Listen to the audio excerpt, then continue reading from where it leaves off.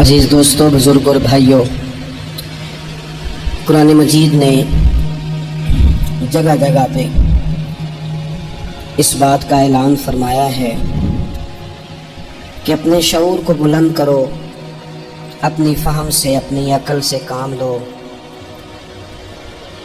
کائنات ارضی اور سماوی میں غور کرو، اللہ کی نشانیوں کو دیکھو، اپنی فہم و فراست کے ساتھ، شعور کے ساتھ دین اسلام کی حسین تعلیمات کو قبول کرو اور ان کے مطابق اپنی زندگی گزارنے کی کوشش کرو۔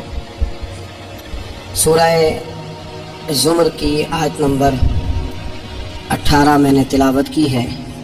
اللہ تعالیٰ نے فرمایا کہ الذین یستمعون القول، فرمایا وہ لوگ جو توجہ سے بات سنتے ہیں، کان لگا کے سنتے ہیں، فیتبعون احسنہ، اور پھر بہترین بات کی پیروی کرتے ہیں۔ پہلے تو سنتے غور کے ساتھ ہیں، پھر بہترین بات کی۔ اسلام کے اندر اجر و ثواب دو طرح کا ہے، ایک بہتر ہے، ایک بہترین ہے۔ آپ نے کسی سے قرض لینا ہو تو اس کو مہلت دینا بہتر ہے اور معاف کر دینا بہترین ہے۔ کسی شخص نے آپ کے ساتھ زیادتی کی ہو تو اتنی ہی زیادتی اس کے ساتھ کر لینا جائز ہے، لیکن اسے معاف کر دینا یہ بہترین ہے۔ تو فرمایا وہ پہلے کان لگا کے سنتے ہیں، پھر بہترین بات کی پیروی کرتے ہیں، ان میں سے جو زیادہ اچھی چیز ہے اس کے مطابق عمل کرتے ہیں۔ اولئک الذین ھداھم اللہ، یہی لوگ ہیں جنہیں اللہ نے ہدایت عطا فرمائی ہے۔ وَأُولَئِكَ هُمْ أُولُو الْأَلْبَابِ، اور فرمایا یہ لوگ عقل والے ہیں، یہی ہیں جنہیں اللہ نے ہدایت دی اور یہ صاحبان عقل ہیں۔ ایک دنیا کے اندر عقل وہ ہے جس کا لوگ بہت زیادہ استعمال کرتے ہیں، تو وہ عقل انہیں بعض اوقات گمراہی کی جانب لے جاتی ہے۔ اس عقل کی بات بھی اقبال نے کہی ہے، فرماتے ہیں کہ عقل عیار ہے، 100 بھیس بنا لیتی ہے۔ اس کے لیے عیار کا لفظ کہا، اور دوسرا پہلو دیکھیے عیار کے مقابلے میں لفظ کیا کہا۔ عقل عیار ہے، 100 بھیس بنا لیتی ہے، عشق بیچارہ۔ عقل عیار اور عشق بیچارہ، دیکھیں اس کے مقابلے میں جو جملہ دیا ہے، جو لفظ دیا ہے، یعنی لفظ عیار آپ جب بولتے ہیں عیار بڑا چلاک ہے، بڑا یار ہے، بڑا مکار ہے، تو زاویہ کیا بنتا ہے؟ اور جب آپ بیچارہ بولتے ہیں تو وہ بیچارہ، اب زاویہ دیکھیے کیا کھینچا، کہنے لگے عقل عیار ہے، 100 بھیس بنا لیتی ہے، عشق بیچارہ، نہ ملا ہے، نہ زاہد، نہ حکیم، یہ کچھ بھی نہیں، یہ بیچارہ کچھ بھی نہیں، بیچارہ جو ہوا۔ تو عقل کی طرف تو قرآن و سنت نے توجہ دلائی ہے، لیکن عقل سے مراد ہے فہم ہو، فراست ہو، علم ہو، بردباری ہو، عاجزی ہو، غور فکر کرنے کا مزاج ہو، کسی چیز کو پورے شعور کے ساتھ بندہ قبول کرے۔ آج کل جن چیزوں کو لوگ عقل سمجھتے ہیں نا، وہ عقل نہیں ہے، وہ چالاکی ہے۔ آج کل لوگ عقل مند نہیں ہیں، چالاک ہیں۔ چالاکی اور چیز کا نام ہے، تیز تراری اور چیز کا نام ہے، عقل مند ہونا اور چیز کا نام ہے۔ یہ تو شطرنج کے ہیر پھیر سے لوگ دنیا چلاتے ہیں، یہ عقل مند نہیں ہوتے، یہ چالاک ہوتے ہیں۔ ہمارے ہاں ڈھیر سارے لوگ اپنی زندگی، اپنا گھر، اپنا کاروبار چالاکی سے چلاتے ہیں۔ چالاکیاں لمبی نہیں چلتی، ان کے پول کھل جاتے ہیں۔ تیزیاں لمبی نہیں چلتی، جلدی مکر واضح ہو جاتے ہیں۔ چالاک آدمی کے دوست نہیں ہوتے۔ آپ کسی کے ساتھ سیاست کے ساتھ زندگی گزار رہے ہیں تو وہ بھی آپ کے ساتھ سیاست ہی کر رہا ہے۔ جب آپ فہم کے ساتھ چلتے ہیں، فراست کے ساتھ، اب عقل کیا ہے؟ نبی پاک صلی اللہ تعالیٰ علیہ وسلم نے فرمایا، کسی نے پوچھا یا رسول اللہ صلی اللہ علیہ وسلم بہترین مومن کون ہوتا ہے؟ تو نبی پاک علیہ السلام نے فرمایا جس کا اخلاق زیادہ اچھا ہو۔ تو یا رسول اللہ عقل مند کون ہوتا ہے؟ تو نبی پاک علیہ السلام نے فرمایا عقل مند وہ ہوتا ہے جو موت کو کثرت سے یاد کرے اور اپنی آخرت کی تیاری کرے. یہ عقل ہے, یہ شعور ہے. لیکن وہ چالاکی کے ساتھ دنیا داری میں بڑا اپنا نام بنا لے, بڑے پیسے جمع کر لے, بڑا جناب گھروندہ تیار کر لے, تو یہ چالاک ہے, عقل مند نہیں. فہم والے بنے, شعور والے بنے, اپنی زندگی فہم کے ساتھ گزارے. آپ اپنے شعور کی بلندی کی طرف بڑھیں, اپنے بچوں کو تیز نہ کریں, چالاک نہ کریں. تو ایک درویش سے میری ملاقات ہوئی تو وہ بڑے بھولے بھالے تھے, ان کے بچے بھی بھولے بھالے تھے. تو میں نے سارے خاندان میں سب بھولے بھالے لوگ دیکھے. تو میں نے ان سے کہا کہ یہ کیا ماجرا ہے؟ تو کہنے لگے ہمارے دادا جی نے دعا کی تھی کہ یا اللہ میرے بچے چالاک نہ ہوں, یہ شاطر نہ ہوں, تیزیاں نہ کرنی آتی ہیں, یہ بھولے ہوں, درویش ہوں, سادہ ہوں. اولاد شعور تیز تراک ہو جائے نا, چالاک شاطر ہو جائے, تو وہ تو ماں باپ کو بھی روز کوئی نہ کوئی کہانی سناتے ہیں. وہ تو اپنے دائیں بائیں بھی کوئی نہ کوئی نیا قصہ ہی بیان کرتے ہیں. عقل مند بنے, شعور والا انہیں بنائیں, انہیں اچھے برے کی تمیز سکھائیں. یعنی شعور, چالاک آدمی تو حلال حرام کی پرواہ نہیں کرتا, بس وہ دیکھتا ہے میں نے پارٹی کو قابو کیسے کرنا ہے. لیکن عقل مند وہ ہوتا ہے جو دیکھے کہ یہ میرے لیے جائز ہے کہ ناجائز ہے, محنت سے کام کرے, شعور سے کام کرے, لیکن لقمہ حرام کبھی اپنے گھر داخل نہ ہونے دے. یہ شعور ہے, یہ بلندی ہے. یعنی شعور یہ ہے کہ اسے پتا چلے کہ یہ حق میرا ہے, یہ میرے بھائی کا ہے, یہ حق میرا ہے, یہ میرے ملازم کا ہے, یہ حق میرا ہے, یہ میرے پڑوسی کا. یہ شعور ہے. اور چالاکی کیا ہے کہ وہ تیزی دکھائے اور سب کا مال ہڑپ کر کے اپنے گھر لے آئے اور کسی کو پتا بھی نہ چلنا دے. یہ چالاکی ہے. چالاک نہ بنے, باشعور بنے, فہم والے بنے. میرے نبی پاک صلی اللہ تعالیٰ علیہ وسلم پر اللہ تعالیٰ نے جو قرآن مجید کتاب نازل کی, تو 300 کے لگ بھگ آیات قرآن پاک میں ایسی ہیں جن کا زیادہ مطالعہ ہے وہ زیادہ جمع کر لیں گے.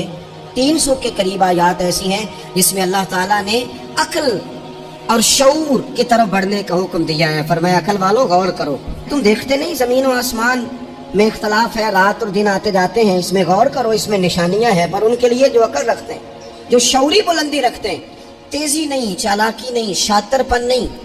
ابو جہل جو تھا نا وہ بیوقوف آدمی نہیں تھا. دور دراز سے لوگ اس کے پاس اپنے مقدمات کا فیصلہ کرانے آتے تھے.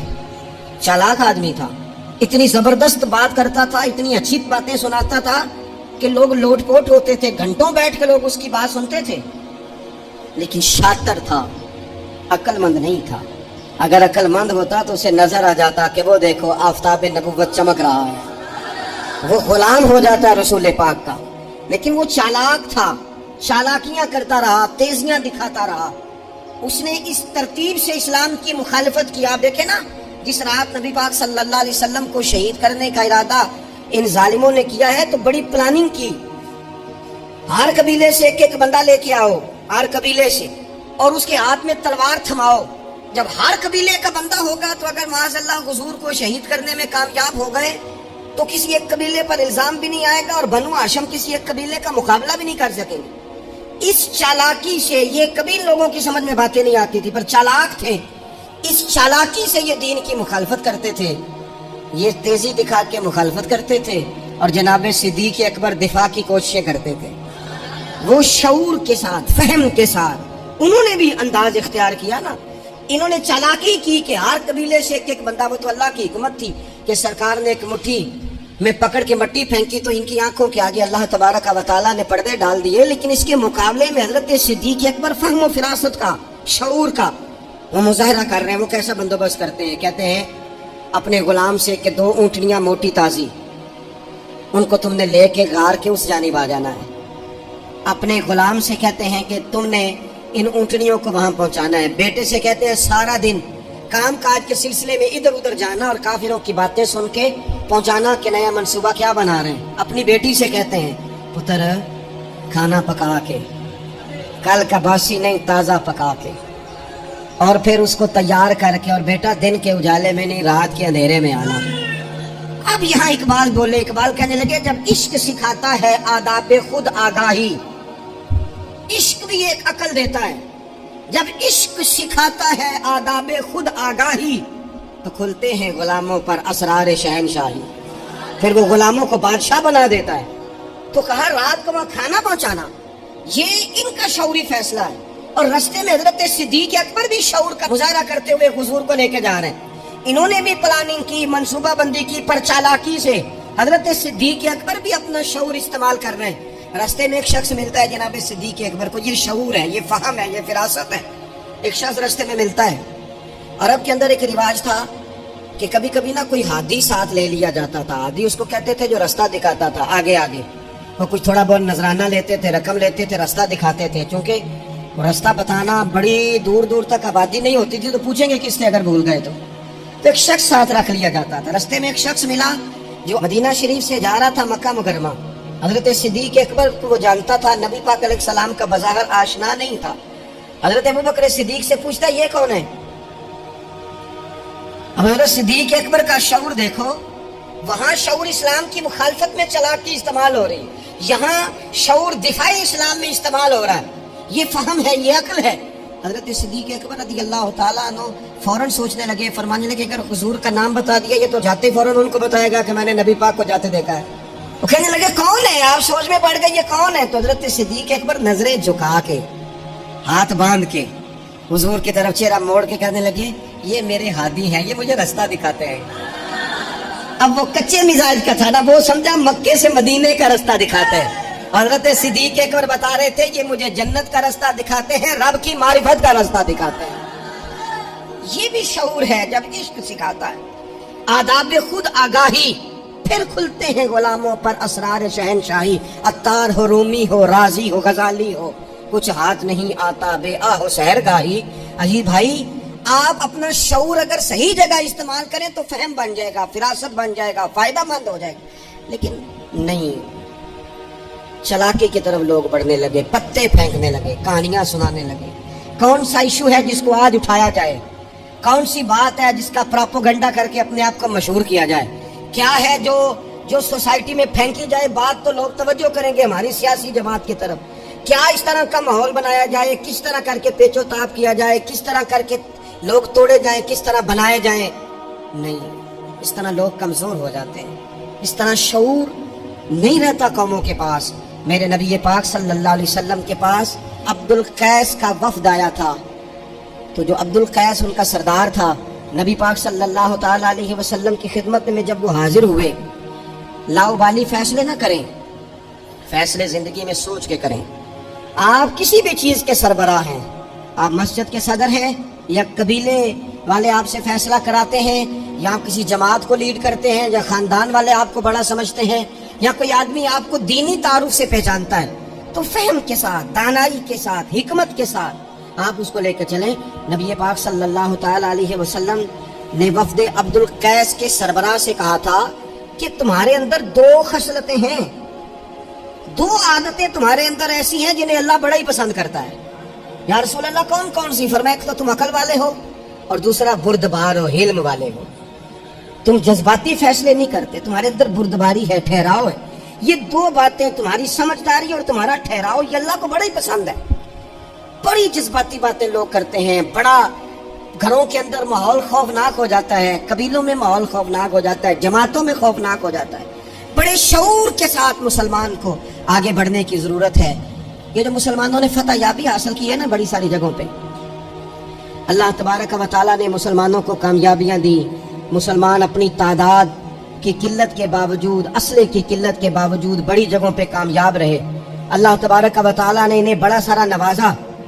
تو اس کے اندر بھی قرآن مجید کی سورہ انفال جب ہم دیکھتے ہیں تو اللہ تبارک و تعالیٰ نے وہاں ارشاد فرمایا کہ مسلمان 100 ہوتا ہے اور وہ صبر کرتا ہے تو وہ 200 کا مقابلہ کرتا ہے. 1000 ہوتا ہے وہ صبر کرتا ہے اور مقابلہ 2000 کا کرتا ہے مسلمان. کیوں بھلا؟ اس لیے کہ سورہ انفال میں رب فرماتے ہیں کافر وہ قوم ہے کہ قوم اللہ یعقلون, وہ قوم تو ہیں پر ان کے پاس عقل کوئی نہیں. وہ چڑھ دوڑتے ہیں کہ مار دیں گے, مر جائیں گے, آج انہیں ختم کر کے رہیں گے. وہ شعور کے ساتھ میدان میں نہیں آتے. لیکن نبی پاک صلی اللہ علیہ وسلم جب اپنے لوگوں کو لے کے جاتے تھے, حضور انہیں سمجھاتے تھے, صف بندی کرتے تھے. نبی پاک علیہ الصلوۃ والسلام ایک طریقہ بتاتے تھے کہ جھنڈا تمہارے ہاتھ میں رہے گا, اگر یہ آدمی شہید ہو جائے تو جھنڈا بھائی مدد اللہ کی ہے, لیکن حکمت کے تقاضے سارے پورے کیے جائیں, وہ سارے کام کیے جائیں جو وقت کے تقاضوں کی ضرورت کے مطابق ہوں. رسول پاک صلی اللہ علیہ وسلم ان کو بتایا کرتے تھے کہ تم نے اس درے پہ ڈیوٹی کرنی ہے، کوئی نیچے نہ اترے جب تک ہم نہ کہیں، تم یہاں کھڑے رہو۔ ایک آدمی کو پیچھے رکھتے تھے، تم نے اس قافلے کے بالکل پیچھے آنا ہے، اگر کسی کا سامان گر جائے، کوئی اونٹ پیچھے رہ جائے، کوئی مسئلہ ہو جائے، تمہیں پتا ہو، شعور کے ساتھ، بالیدگی کے ساتھ بیٹھ کر، عقل کے ساتھ، فہم کے ساتھ۔ ہمارے پاس بہت سارے لوگ آتے ہیں، بڑی بڑی جذباتی باتیں بتاتے ہیں، اس طرح بھی کر دیں، اس طرح بھی کر لیں، آپ لوگوں کو یہ بھی بتائیں، بڑے بڑے رکے آتے ہیں، بڑی بڑی باتیں سخت لوگ کرنے کا کہتے ہیں، ایسی کی تیسی کر دیں آپ۔ تو ہمیں پتہ ہے، چلیں تھوڑا سا کتاب و سنت اپنی نظر سے صحیح، تھوڑے علم سے صحیح، پر ہمیں بھی تھوڑا سا پتہ ہے۔ تو میں بہت سارے دوستوں کو کہا کرتا ہوں کہ وہ بھائی چلو ٹھیک ہے، سخت بات نہیں کرتے، جلال میں نہیں آتے، پر اس کا یہ مطلب تو نہیں نا کہ ہمیں پتہ نہیں کسی بات کا۔ اور بعض سیاسی لوگ آتے ہیں تو آ کے کہتے ہیں جناب حضرت یہ ہو گیا، فلانے نے یہ کر دیا، فلانے نے یہ کر دیا، تو کئی دفعہ ان پر ہنسی آتی ہے کہ ہمیں سمجھانے آئے ہو، ہمیں سمجھانے آئے ہو بھائی، اٹ سٹ تے پکڑا کوار گندا لسی اور بھی بوٹیاں جاننے آ۔ بات نہ کریں تو بات الگ ہے، اخلاق اجازت نہیں دیتا، بہت ساری باتوں کا جواب دیا نہیں جا سکتا، لیکن آپ کیا سمجھتے ہیں سامنے والا بیوقوف ہے، آپ جو کہیں گے وہ قبول کر لے گا؟ اپنی زندگی میں کبھی بھی جذباتی ہو کر فوراً فیصلہ نہ کریں، کبھی زندگی کے اندر تھوڑا سا چیزوں کو ٹھنڈا کریں، شعور پیدا کریں، آپ فہم پیدا کریں، آپ کوئی ایسا کام کریں جس میں آپ محسوس کریں کہ یہ فیصلہ عقل والا ہے۔ میرے نبی پاک صلی اللہ تعالی علیہ وسلم بھولے بھالے لوگوں سے بھی پیار کرتے ہیں۔ حضور کے پاس ایک دیوانی بی بی آئی، دیوانی، اس کے علاقے والے کہتے تھے کہ اس کا تو ذہنی توازن ٹھیک نہیں، لیکن اس نے کہا یا رسول اللہ میری بات سنیں، تو حضور نے اس کی بھی بات سنی۔ نبی پاک پیار کرتے، لیکن آپ کو پتہ ہے کہ رسول پاک صلی اللہ تعالی علیہ وسلم نے ایک اور بات بھی ارشاد فرمائی ہے جو صحیح مسلم میں موجود ہے، سنن ابو داؤد شریف میں موجود ہے۔ حضور جب نماز کی صفیں بناتے نا تو فرماتے میرے قریب قریب وہ لوگ کھڑے ہوا کرو جو عقل مند ہو، جو شعور والے لوگ ہو وہ میرے قریب قریب رہا کرو، باشعور لوگ۔ اور پھر فرمایا جو ان سے زیادہ شعور رکھتے ہیں وہ تھوڑے پیچھے، جو ان سے کم شعور رکھتے ہیں وہ اس سے پیچھے، جو ان سے کم شعور رکھتے، میرے قریب شعور والے لوگ ہوں۔ یعنی محبوب سب کے نبی ہیں، لیکن حضور اپنے قریب ان لوگوں کو بٹھاتے جن کا فہم مضبوط ہوتا۔ اس لیے حضرت مولا علی شیر خدا رضی اللہ تعالیٰ عنہ فرمایا کرتے تھے وہ بندہ دنیا میں کبھی نہیں ٹوٹتا جس کے مشیر اچھے ہوں۔ ہمارے آج کل مشیر نہیں ہوتے، ہمارے خوش آمدی ہوتے ہیں، ہمارے وہ ہوتے ہیں جو ہمیں بلے بلے کہیں، ہمارے وہ ہوتے ہیں جو ہمیں کہیں کیا بات ہے، سبزہ سارا ہی سبز ہے باہر، اور ہم اتنی طاقت نہیں رکھتے کہ ہم تصویر کا دوسرا رخ بھی دیکھیں۔ تو اللہ کے رسول نے شعور کو سپورٹ کیا، عقل کو سپورٹ کیا، فہم و فراست کو سپورٹ کیا، فرمایا میرے قریب قریب۔ دیکھیں نا علماء نے ایک معنی یہ بھی اس کا بیان کیا ہے کہ جب کوئی باشعور آدمی قریب ہوتا ہے تو نماز میں کبھی لقمہ دینا پڑ جاتا ہے، کبھی بتانا پڑ جاتا ہے، کبھی کسی وقت امام کا وضو ٹوٹتا ہے اسے پیچھے جانا پڑ جاتا ہے۔ تو باشعور لوگ ہوں گے جب قریب تو حالات اور ہوں گے۔ اللہ کے رسول صلی اللہ تعالی علیہ وسلم باشعور لوگوں کو قریب رکھتے، شعور کی بات آگے پھیلاتے۔ میں بڑے عرصے سے یہ بات کر رہا ہوں، آج پھر کرتا ہوں، دینی ماحول کے اندر باشعور لوگوں کی بڑی ضرورت ہے، بصیرت افروز لوگوں کی بڑی ضرورت ہے، جن کے حافظے کبھی ہوں ان کی بڑی ضرورت ہے۔ اکثر ایسا ہوا کہ ایسے لوگوں کو لا کر دیا گیا، ایسے لوگ بٹھائے گئے جو شعوری طور پر بالکل ناپختہ تھے۔ دیکھیں ہر آدمی ہر جگہ پہنچ نہیں سکتا، کچھ لوگ کند ذہن ہوتے ہیں، کوئی کام بھی نہیں کر پاتے، تو زبردستی جبر کرنا، کسے مولوی بنانا ہے، اسے مولوی بنانا ہے، اسے حافظی بنانا ہے، بھائی وہ بیچارہ نہیں اتنا شعور رکھتا۔ آپ کوئی ذہین فتیل لوگ لے کے آئیں، باشعور لوگ لے کے آئیں جو سوسائٹی میں کچھ سمجھ بوجھ رکھنے کی صلاحیت رکھتے ہو، وہ جب دین کو پڑھیں گے اور دین کو آگے پھیلائیں گے تو کچھ تقاضے سمجھ کر آگے پھیلائیں گے۔ آپ دیکھیے میرے نبی پاک صلی اللہ تعالی علیہ وسلم کے صحابہ کا شعور کتنا بلند تھا۔ حضرت زید بن ثابت رضی اللہ تعالیٰ عنہ کی ذمہ لگایا حضرت ابو بکر صدیق نے قرآن پاک کو جمع کرنا، فرمایا آپ صحابہ کرام سے لے کے جن کے پاس تھوڑا تھوڑا قرآن پاک ہے آپ جمع کریں، آپ لا کے اسے جمع کریں۔ اور وجہ اس کی یہ ہے کہ ایک تو آپ نبی پاک کے دور میں بھی قرآن پاک کی وحی لکھتے تھے، اور دوسری بات یہ ہے کہ آپ جوان بھی ہیں اور عقل مند بھی ہیں، لہٰذا آپ سے ہم نفع لینا چاہتے ہیں۔ باقاعدہ لفظ کے حضرت صدیق اکبر کہ چونکہ باشعور آدمی ہیں، فہم والے ہیں، لہذا آپ سے یہ کام لینا ہے۔ میں شکوہ نہیں کرتا، لیکن میں اس ذمہ داری سے کہتا ہوں، میں قائل نہیں ہوں بچوں کو ڈنڈے مار کے پڑھایا جائے، ڈنڈے مار کے جب آپ پڑھاتے ہیں تو آپ خوف کے سائے میں تعلیم دے رہے ہیں. آپ سے لوگ ڈر رہے ہیں, گھبرا کر تعلیم دی جا رہی. وہ کیا اس سے سیکھے گا جس نے خوف کے عالم میں سبق یاد کیا؟ بچہ استاد سامنے کے سامنے کھڑا ہے تو تھر تھر کانپ رہا ہے, اسے جو یاد ہے بیچارے کو وہ بھی بھول گیا ہے. اور یہ کام مدرسوں سے زیادہ اسکولوں میں ہوتا ہے, اسکولوں میں زیادہ ہوتا ہے. لائق لوگوں کو, باشعور بچے کو آپ کو پتہ چل جاتا ہے آپ کا بچہ شعور والا ہے, پھر آپ اس کی مناسب کاؤنسلنگ کریں, اسے آپ مناسب طریقے سے اس کو سمجھائیں, اس کو آپ تھوڑا سا مینٹلی طور پر تیار کریں, اس کی نگرانی کریں کہاں آتا ہے کہاں جاتا ہے. پھر آپ جب کسی ادارے میں داخل کریں تو پھر باقاعدہ اس کی رپورٹ لیں, پتہ کریں. ہفتوں سالوں بیت جاتے ہیں, کوئی پوچھنے نہیں آتا ہمارا بچہ کیا پڑھ رہا ہے, تو بچہ پھر من مانی کرے گا. نبی پاک صلی اللہ علیہ وسلم کی خدمت عالی مرتبت میں حضرت انس بن مالک رضی اللہ تعالیٰ عنہ کو ان کی جب والدہ لے کے آئی نا, تو انہوں نے آ کے نبی پاک علیہ السلام سے کہا تھا, یا رسول اللہ صلی اللہ علیہ وسلم جی ہمارا بیٹا انس ہے, ہم اسے آپ کا خادم بنانے آئے ہیں.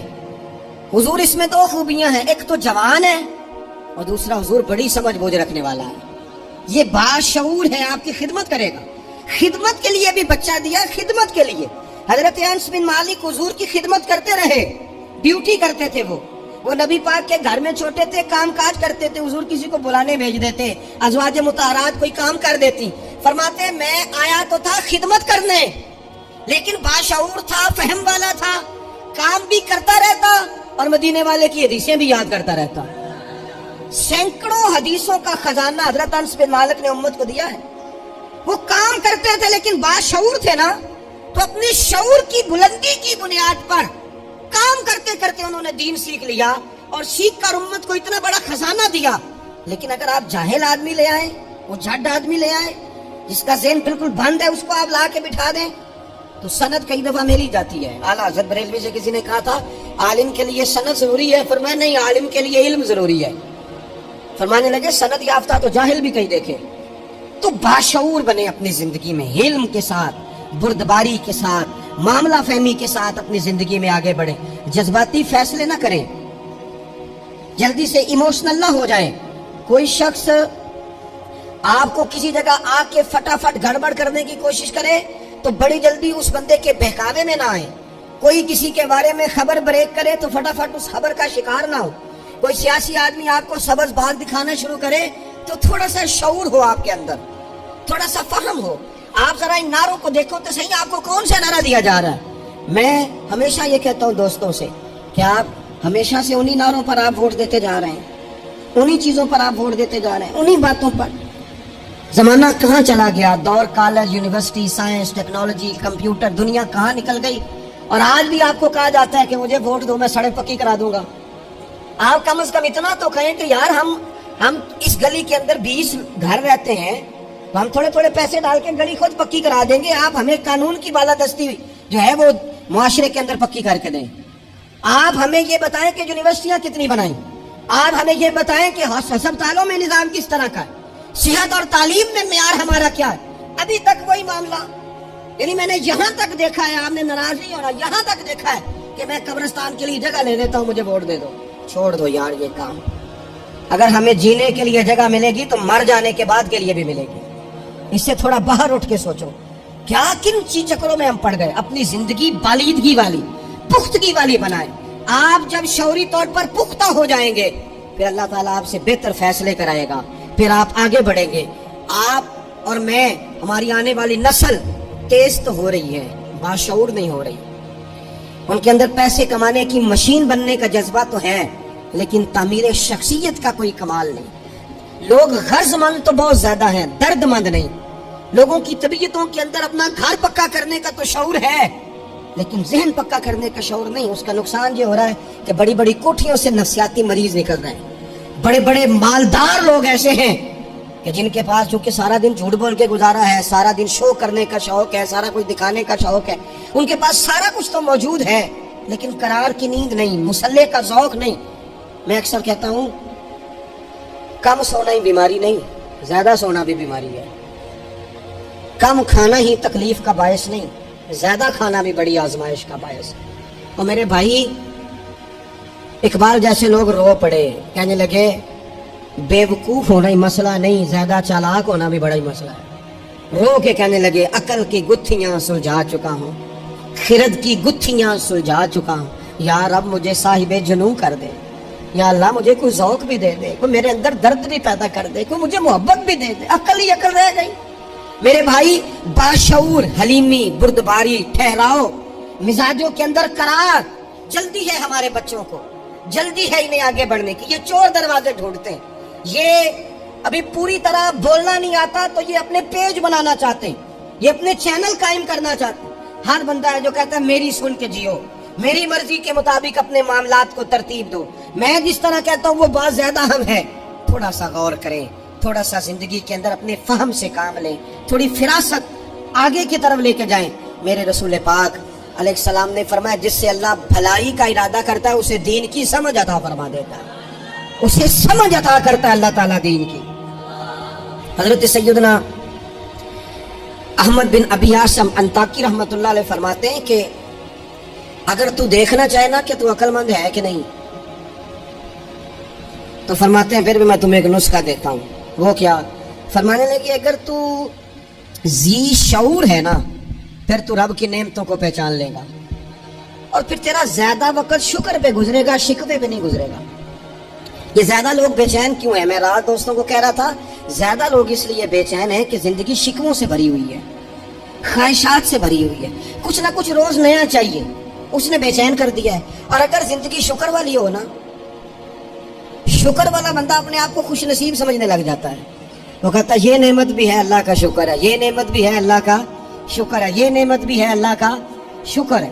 तो शुक्र वाला बंदा अपने आप को खुश नसीब समझने लगता है, उसके दिल में राहत पैदा होने लग जाती है, उसे तसल्ली होने लग जाती है, वो करार में आने लग जाता है। और जो ख्वाहिशात, बिखरी हुई ख्वाहिशात, बिखरे हुए जज्बात, ये भी चाहिए, वो रह गया, ये नहीं मिला, वो नहीं मिला, हमें हर चीज मन पसंद चाहिए, बंदा परेशान हो जाता है। अल्लाह तबारक व तआला मुझे